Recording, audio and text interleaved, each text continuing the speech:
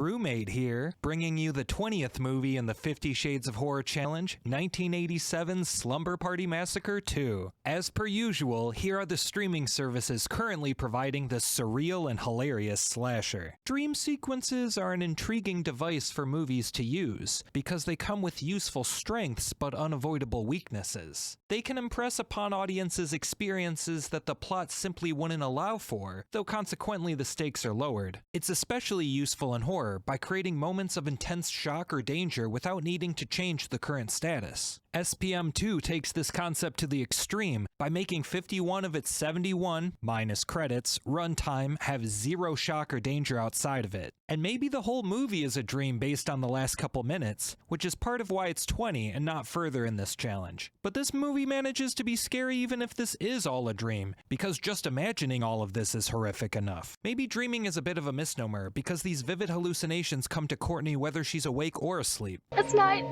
in my dream, he killed Valerie. I mean, it was real. I could feel him. So this movie, unlike Leprechaun Back to the Hood from a couple weeks ago, does continue off its predecessor. So much so that there are a few images from the previous movie spliced into the opening dream montage. This movie tells you all you need to know about SPM1 for this movie to make sense though. Courtney survived a massacre. Her sister did as well, though being directly involved in the violence traumatized Valerie more, putting her in an asylum. But Courtney is going to school, in a rock band with her friends, and seriously crushing on this hunk Matt. She's living a fine life. So having to watch her sister hack up a serial killer a few years ago hasn't weighed on her too heavily. And I know you and your sister helped kill the murderer, and that's a really heavy trip. While the previous movie is more polished, and I still recommend it, if you only see one, it can and should be this sequel. It has such a unique, captivating atmosphere. While we wait for the scares to get going, we get to hang out with these girls. It's great. I wanna have fun with you. I just love going through the motion. This movie prominently features multiple songs. A lot of it is the girls' band playing, and they're surprisingly catchy.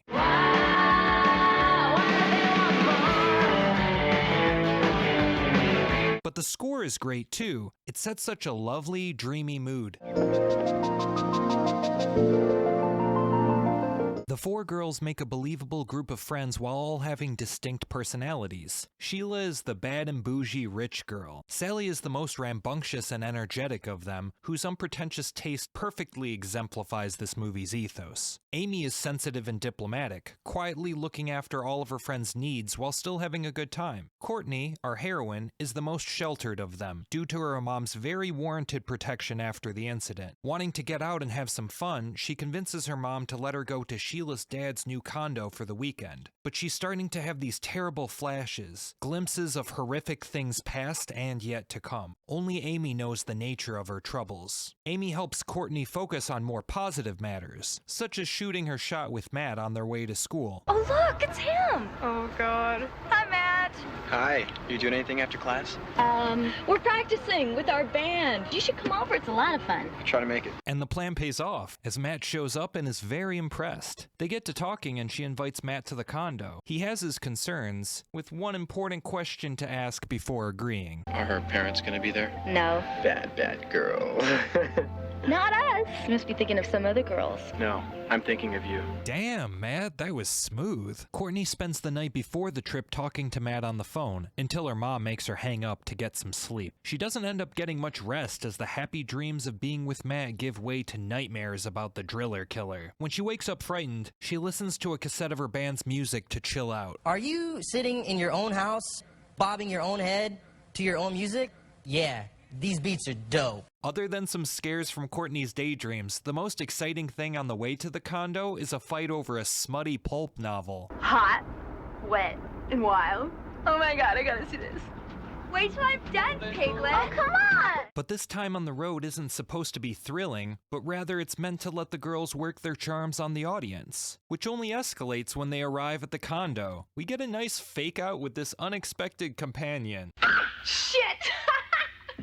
My brothers have been up here. When Sheila unlocks her dad's booze closet, the movie earns the party in its name. The girls egg each other on to be wilder and wilder. Starting off their revelry, Sally offers a cheese whiz toast to their future success and its resulting luxurious lifestyle. Someday, we are going to be in movies and rock videos and everything.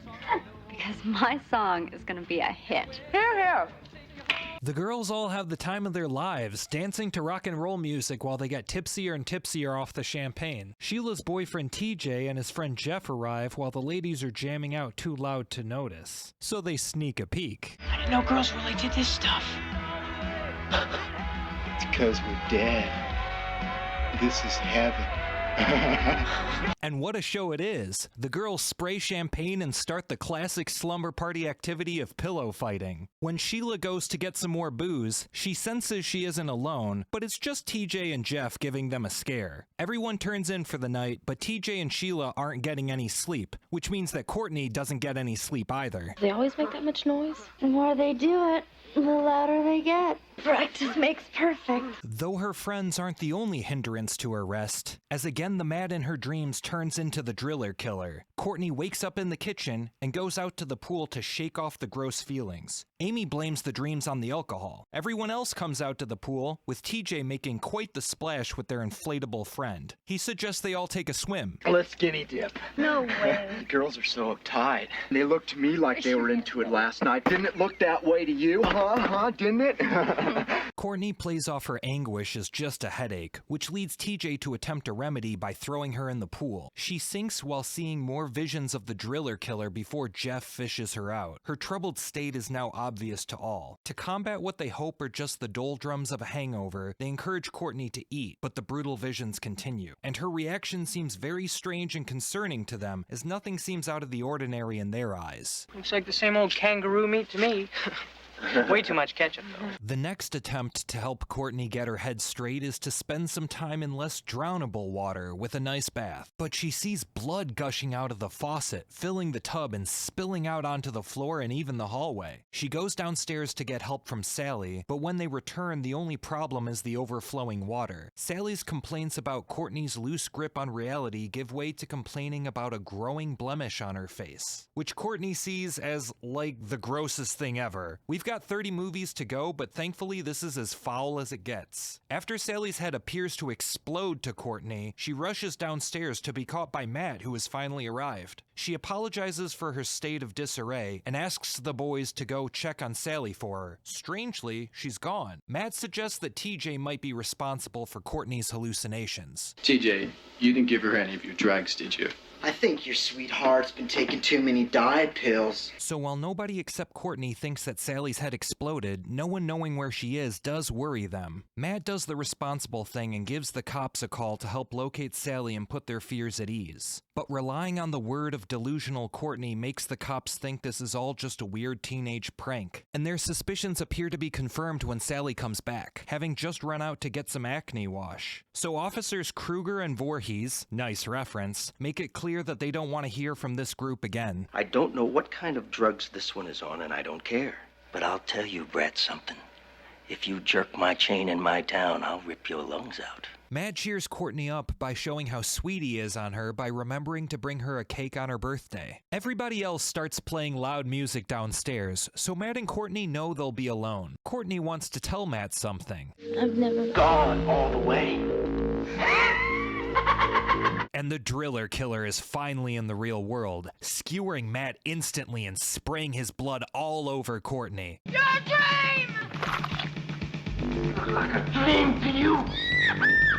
She rushes downstairs, freaking her friends out with the blood. The driller killer follows, and TJ takes him on while everyone scrambles. The drill catches TJ's leg, but then he turns his attention on Sally. He presses right through her, the wall, and the phone on the other side. In the chaos, TJ and Sheila are separated from the rest and fail to stop a passing car for help. They get cornered in front of a neighbor's house by the driller killer, who brings TJ to his bloody end as Sheila narrowly escapes. The other survivors try to leave in a car, but the driller killer appears in the back seat before impaling Jeff as the girls run off. All three girls make it back to the house, though Sheila is a minute behind. They try calling the cops, but that doesn't work too well. Sheila is trapped outside the room, and the driller killer taunts her as he slides up to claim victim number 5. And as I continue, you know they're getting sweeter. Amy and Courtney leave the house by window, jumping from roof to roof on their escape. The killer just rocks out in the distance. They keep running and running as fast as they can, but he just appears in front of them, almost drilling them. I can't get no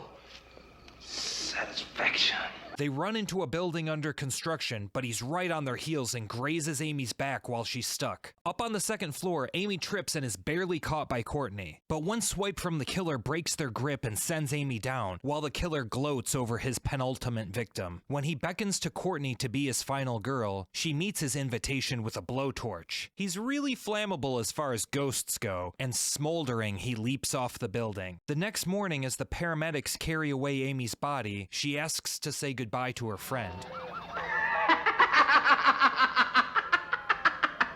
After whatever that was, Courtney wakes up in bed next to Matt. Naturally, she gets to smooching, but then Matt disappears with the driller killer in his place. Courtney's mind is reeling. It only gets worse as she wakes up in Valerie's asylum. Disoriented and screaming uncontrollably, she sees a huge drill come up from the floor. The end. Now it's time for the fun part. Wait, that's the end? So how much was a dream? Was she in the asylum the entire time? Is everyone still alive? Was the driller killer really a rock and roll ghost of the original killer Valerie slew? Or a figment of Courtney's imagination? This movie is on the Inception game plan. Just let the audience decide. Personally, I think the ghost was real. I think he made Courtney see things, including everything from Amy opening her eyes onward. But that's just one theory. This is getting too stupid.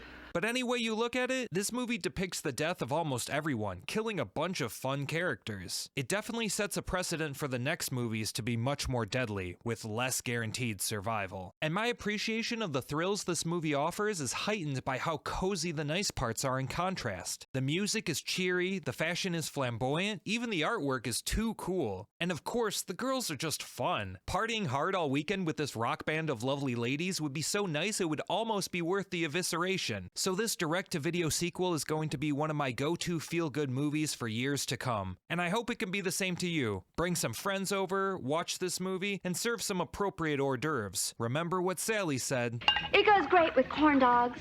This week's recommendation for another review is from Dead Meat. If you only check out one of these channels, make it this one. They cover horror movies so well with their Kill Count series, perfectly mixing humor, behind-the-scenes info, synopsis, and analysis. In this clip, we see James share something he realized about the actor who played the driller killer. Fascinating fun fact for my fellow Michiganders, the driller killer of Courtney's dreams was played with exuberance by Atanas Illich. That's the son of Mike Illich, the legendary Detroit billionaire. Another fun fact, I'm not only a Michigander, but I went to the same high school as James. It's great seeing a fellow Titan achieve such success. So definitely go check out Dead Meat's Slumber Party Massacre 2 Kill Count. The link's in the description. Next week we're gonna cover another 80s movie about girlfriends, 1986's Killer Party. Here's where you can stream this movie where the sorority sisters need to throw a party where people are dying to get in. Until next Saturday, keep on rock and rollin' like you're in a garage band with all your best friends. See ya!